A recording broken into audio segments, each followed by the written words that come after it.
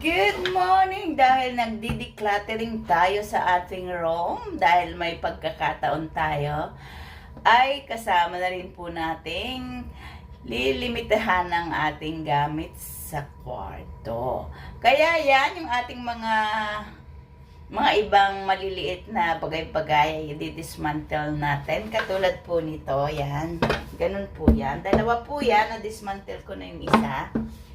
At atin pong iuwi ito sa Pilipinas dahil magagamit po natin ito pag tayo ay nag-for good, pag tayo ay nagkaroon ng a little bit business na kakailanganin po yung mga ganito.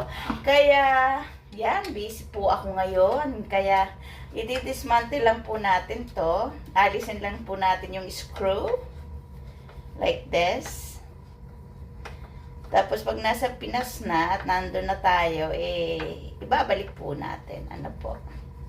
Ganyan lang po siya. Kaya napaka ganda po ng ano dito. IKEA lang po ito. Yan.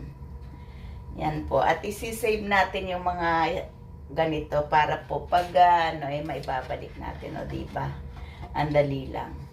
So, kung kayo ay meron pong mga gamit o bagay-bagay o cabinet na pwede po na ninyong i-dismantle, magagamit po natin yan sa Pilipinas pagdating ng panahon. Lahat po sa gamit ng anak ko, puro po galing dito sa HK. Kaya, ano pang inaantay niyo? Bye-bye!